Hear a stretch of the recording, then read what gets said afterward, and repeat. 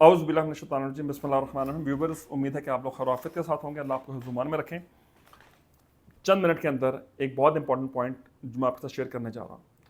Facebook, WhatsApp मैं use करता हूँ। मेरे फेसबुक पे, व्हाट्सएप पे बहुत सारी पोस्टें ऐसी आती हैं जब मैं देखता हूँ कि वो झूठ हैं, तो फिर मुझे उसके ऊपर अफ़सोस होता है और मेरी ख्वाहिश ये होती है कि हम लोगों में कम से कम इतनी इख़्लाक़ी बेदारी और इतना शोर ज़रूर होना चाहिए कि हम बगैर किसी चीज़ की तहकीक के सिर्फ ज़ाती पसंद और नापसंद या गम और गुस्से की बुनियाद पे कोई बात करते चले जाएं। अगर आप समझ रहे हैं तो ठीक समझ रहे हैं। मैं आजकल बात कर रहा हूँ पाकिस्तानी आर्मी के हवाले से, जो सोशल मीडिया के ऊपर एक काफ़ी अरसे से पोस्टें चलती रहती हैं और उनमें से मोस्टली पोस्टें झूठी होती हैं। ठीक है, मुझे नहीं पता उनका सोर्स क्या है, ओरिजिन क्या है, वो पाकिस्तान के अंदर से हैं, पाकिस्तान के बाहर से हैं, और लोग बगैर उसको कन्फर्म किए, वेरीफाई किए बगैर आगे फैलाते चले जाते हैं और झूठ का हिस्सा बन जाते हैं। और आप या कोई शख्स जो ऐसा कर रहा है वो सोसाइटी के लिए एक नेगेटिव रोल प्ले कर रहा है। और तीनों रात पॉइंट पे वापस आता हूँ। डीएचए से मेरा थोड़ा बहुत ताल्लुक है, क्योंकि हमारा डीएचए के हवाले से एक एजेंसी है सेल परचेस के लिए। वो और बात है, पिछले 2-2.5 साल के अंदर जो हालात हैं वो तो आपको बयान करने की ज़रूरत नहीं है, लॉसेज ही हैं। अल्लाह हमें नफ़े से भी आशना करवा दें। ख़ुद ज़रा डीएचए के हवाले से आर्मी को क्रिटिसाइज़ किया जाता है और उसको बेस बना के एक बाकायदा एक कॉन्सेप्ट, एक बाकायदा पॉइंट ऑफ व्यू बिल्टअप किया हुआ है कि देखो ये तो डीएचए में रह रहे हैं, ये कितनी मौजें कर रहे हैं, इनके घर देखो। आप समझना मैं क्या कह रहा हूँ। मैं थोड़ा सा आपके सामने कुछ चीज़ें चंद मिनट में 2-3 पॉइंट्स मैं आपके सामने रख देता हूँ। नंबर फर्स्ट, व्यूअर्स, 1973 में एक सोसाइटी शुरू होती है लाहौर में, उसका नाम होता है civil and defence personal housing authority या सोसाइटी। बहुत सक्सेसफुल होती। 1975 में उसका नाम चेंज हो जाता है। 1999 के अंदर उसका नाम फिर चेंज हो जाता है, उसका नाम हो जाता है डीएचए, डिफेंस हाउसिंग अथॉरिटी। 99 से पहले ये नाम एग्जिस्ट नहीं करता था।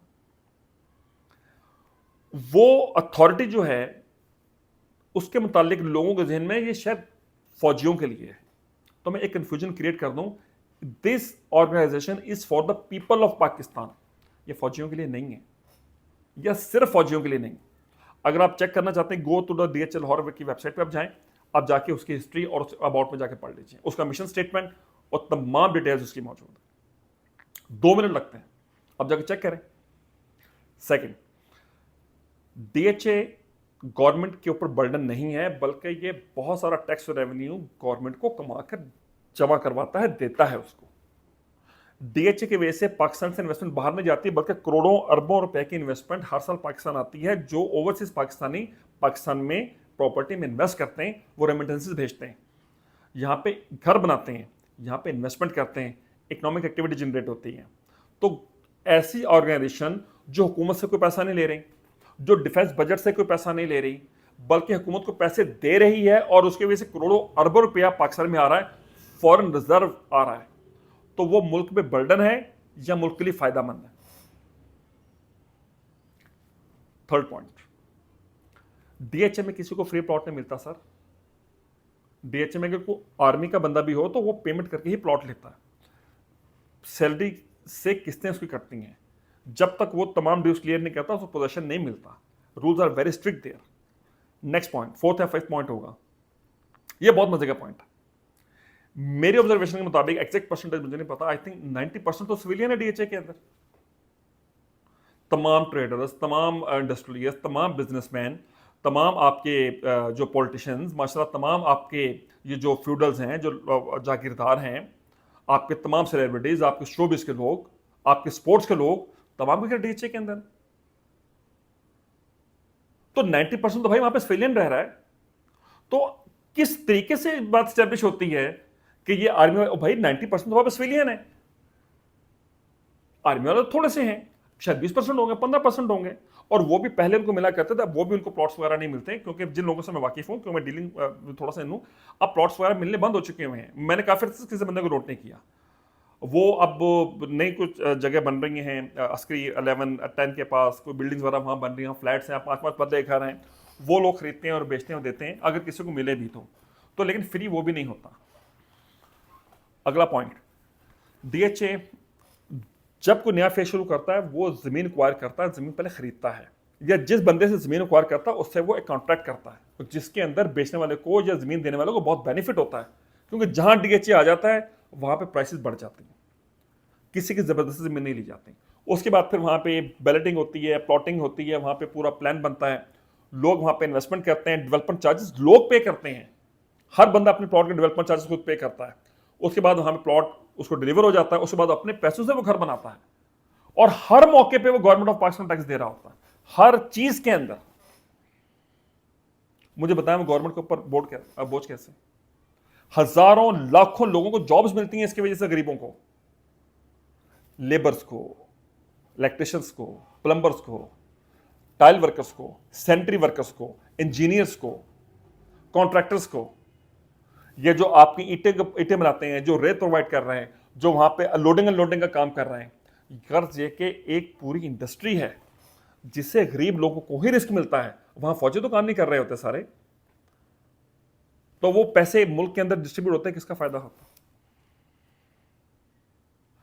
अगला पॉइंट, डीएचए की वजह से पाकिस्तान में लिविंग स्टैंडर्ड इंक्रीज हुआ।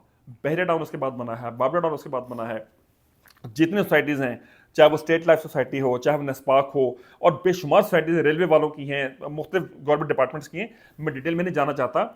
हर डिपार्टमेंट, हर इदारा अपने अपने एम्प्लॉयज़ की वेलफेयर के लिए, उनके अकोमोडेशन के लिए कुछ ना कुछ ज़रूर करता है।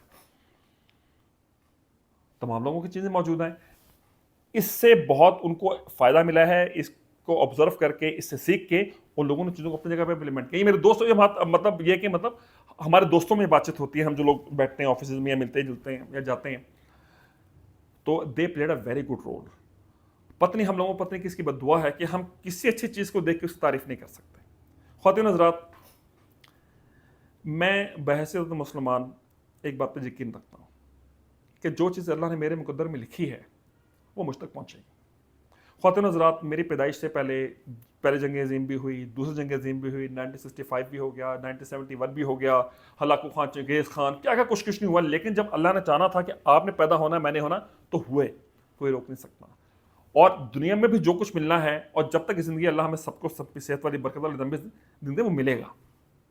मुसलमान कभी भी दूसरे से हसद नहीं करता और अल्लाह के अलावा किसी के सामने अपना हाल बयान नहीं करता। जो मांगता है अल्लाह से मांगता है। मुझे जो मिलना है वो तो मिलना ही मिलना है।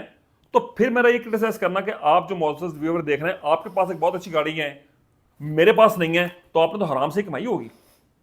ठीक है जी, आप तो मुझे लूट के खा गए हो। और भाई ऐसे नहीं होता।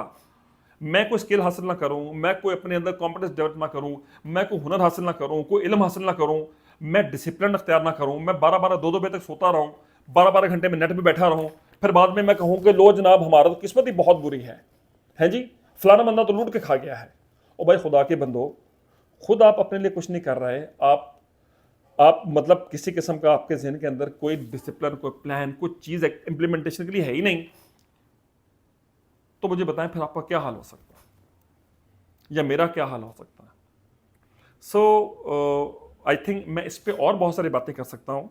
मेरे बहुत सारे जानने वाले ऐसे हैं जो डीएचए पे क्रिटिसाइज भी करते हैं और उनके अपने प्लॉट्स भी डीएचए में हैं। यार ये तो कोई बात नहीं हुई। अपनी अपनी फैमिली के, अपने खानदान के, अपने प्लॉट्स, अपने बीवियों के नामों पे, बच्चों के नामों पे डीएचए में रखे हुए हैं और क्रिटिसाइज करने आया था, लो जी डीएचए है, देखो जी ते सानू दे नाम, देखो जी लूट के खा गए, तो ये हो गया, वो हो गया। तो भाई पहले अपना प्लॉट बेचो। तुमने भी फिर हराम का और लूट के कमाया होगा, क्योंकि डीएचए में के सारे प्लॉट ऐसे बनते हैं, तो तुम्हारा भी फिर ऐसे ही होगा। तुम बेचो पहले हराम का माल। तुम बताओ तुम्हारे पास पैसे कहां से आए, जवाब देना इस बात का फिर। तो भाईजान 80%, 70%, 90% आई थिंक सिविलियन वहां पे मौजूद है। सारा दिन सिविलियन वहां पे फिरते रहते हैं। हमें तो फौजी, मैं तो वहां पे जाता हूं, आता हूं, बहुत कम, ना होने के बराबर से मुराद रोड के ऊपर या चंद घर पुराने होंगे, वो बाप दादा के नाम तख्तियां प्लेटों में लगी हैं, खुद वो भी बेचारे बल्लों के पैरे हो चुके।